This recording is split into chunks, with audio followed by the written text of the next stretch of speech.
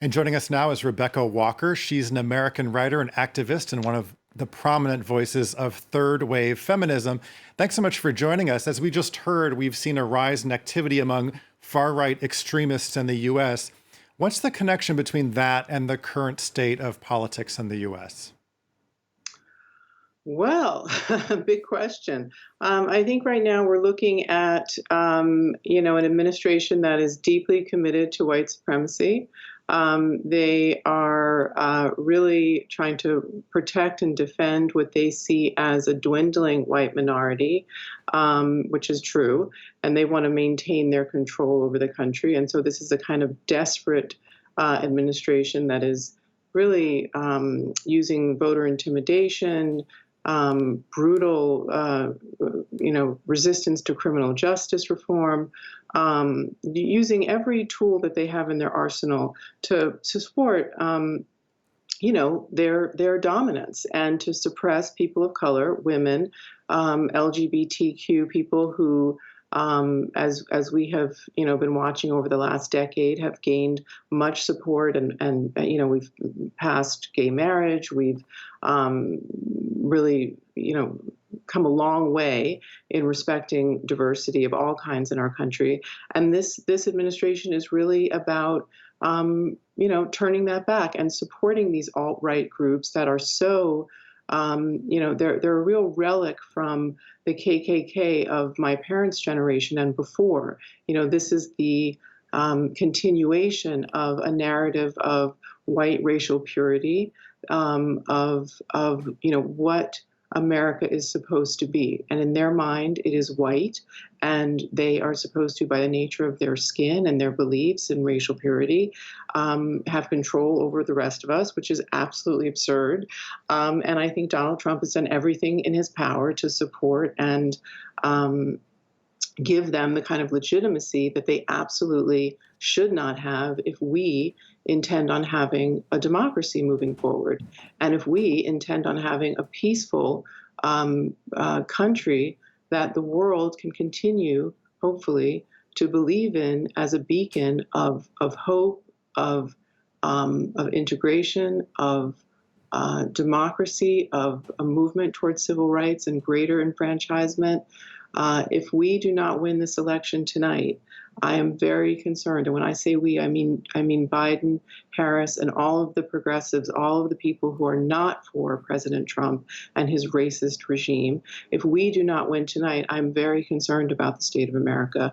And I'm not sure what will happen, because it will embolden these white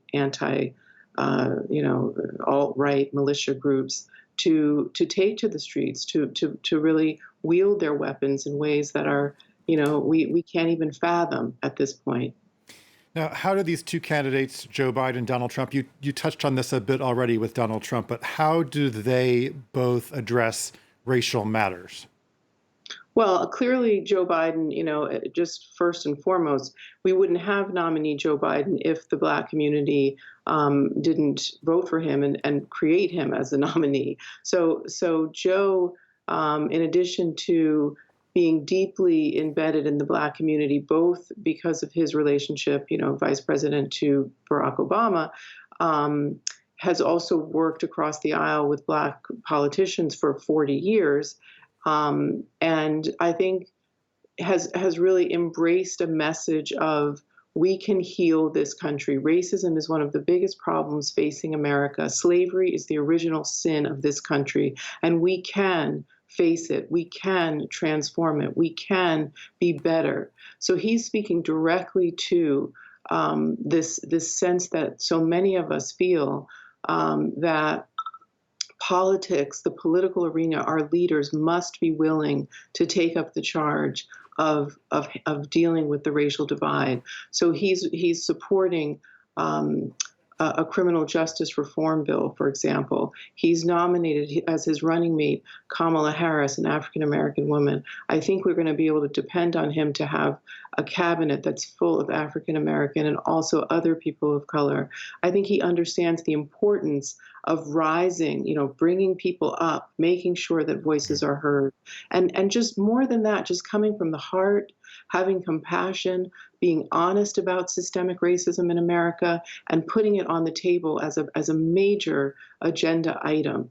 Now, obviously, President Trump doesn't believe that we have systemic racism in America. He wants to revert to a nativist education policy. He wants to eradicate any discussion of critical race theory from our schools. He wants to, basically ignore the fact that racism and slavery ever happened. And he talks about himself as the best, president for African Americans since Abraham Lincoln. I know no African American person in this country who would ever, in a million years, say that. In many ways, he has been the worst, for us. So I think that one is really trying to hold on to white supremacy and support white supremacists on every level, from stacking the Supreme Court to challenging curriculum to pulling back civil rights laws that were passed in the 60s, including decimating the Voting Rights Bill, which allowed more African American people to vote without intimidation. Whereas we've got Joe Biden, on the other hand, who is saying, we've got to do something better. We've got to institutionalize the reaction to systemic racism, or it's not going to get better, and our country will not survive. Okay, Rebecca Walker, American writer.